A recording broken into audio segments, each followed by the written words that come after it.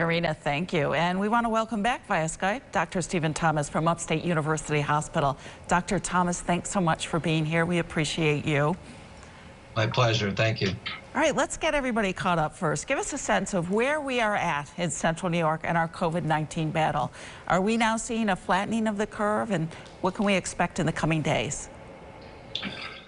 So if we just look at Onondaga County, we have about 377 cases. We've had 5 deaths. And if you look at that curve is actually not flattening. It continues to rise, but in what we would call a linear way. So that means it's a straight line. If you look down in New York City and you look at New York as a whole, the curve is a little bit more bent. It's what we would call a logarithmic rise, which means that the number of cases is rising very, very rapidly. All right. Now we're putting a voluntary shelter-in-place order. That starts tomorrow for Onondaga County. We've also got the CDC recommending that people wear masks when they go outside. Two-part question there. How much will both efforts help? Yeah.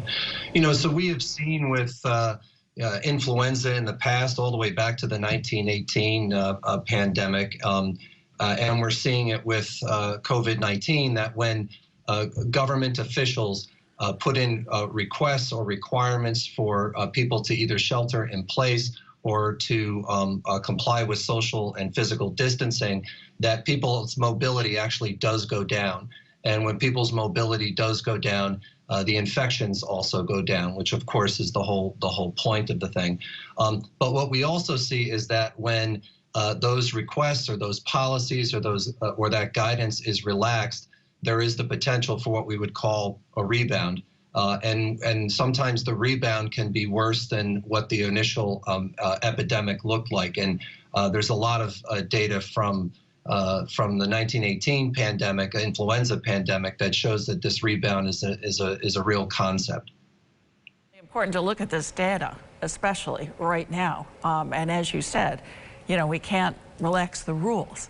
The county's grade of social distancing also dropped from a B to a C over the last week. How much are you concerned about that?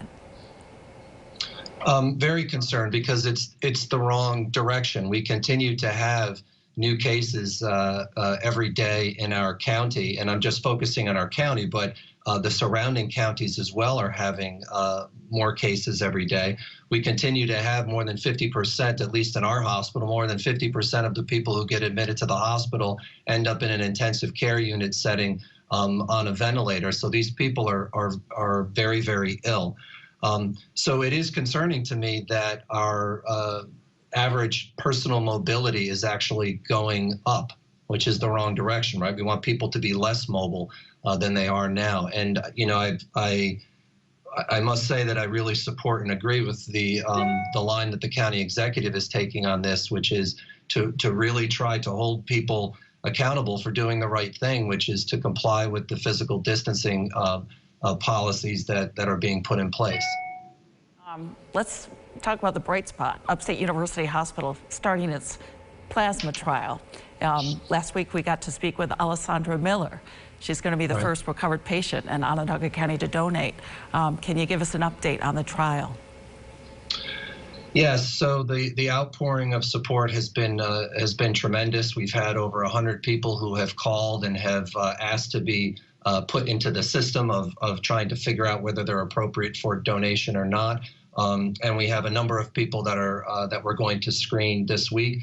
There are multiple different procedures that we have to go through to make sure that the people that want to donate are appropriate to donate. But again, with the partnership with the American Red Cross and with the capabilities that we have at Upstate to work with blood and plasma, I'm pretty confident that this is going to be successful. And it's just, I think it says a lot about our community that people are so, people that who have just been through a really hard time themselves are so enthusiastic about trying to help others.